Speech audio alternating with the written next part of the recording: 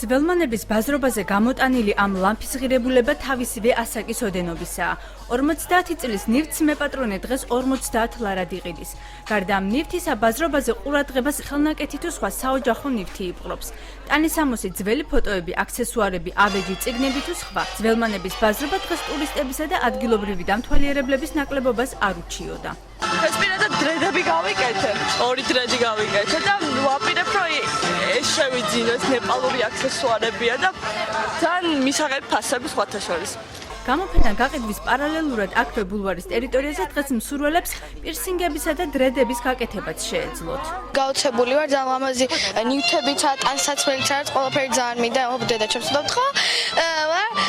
ჩვენც გამოვიტანე, მეც გამოვიტანე რაღაცები, ფეხსაცმელები გამოვიტანე, ნახატები გამოვიტანე, კიდე რა გამოვიტანე. კიდე რაღაცები სათამაშოები გამოვიტანე და ეხლა უძო გადავწყვიტე, რომ ანუ გუშინ გადავწყვიტე, რომ გამეკეთებინა და ეხლა მეწვის ძალიან პირსინგი გადავწყვიტე რა, აი, გავეკეთე. არ ვიცი როგორ მაქვს, ეხლა უნდა ვნახო სარკეში და ძალიან ნერვიულობ. კაის თქმა 20 ლარად, შერეული 15 ლარად, ცუდის კი თუმანი. ასეთი შინაარსის ტრანსპარანტითა და ფერადი ქოლგით ხელში მკითხავად ფოტოგრაფი ლაშა ფალავანდიშვილიც მოგვევლინა. ნუ ეს გვარი კულტურაა, ცნობილი 90-იანების განსაკუთრებით და არ იქნება ცუდი რომ აღადგინო. პირველად ვარ წარმოდგენილი მსგავსი იდეით გამოფენას. კი, სამ კლიენტს ველოდები ხა ყავას სვამს და მანამდე უფრო სამეგობროში. ნუ არის მაგალითად ლუის უმკითხავე რომ გათხოვდები უახლოეს პერიოდში და გათხოვდა და დაქორწინდა ჩემ მეგობრები.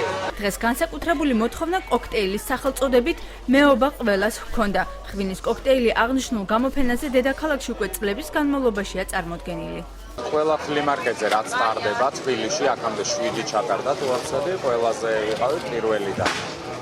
რაც შეეხება მეობას, თვითონ ანუ რატომ უნდა დაინტერესდეთ, იმიტომ უნდა დაინტერესდეთ, რომ მეობა არის ის, რაც უნდა დაალიოთ, რომ ქართველობა არ დავკარგოთ.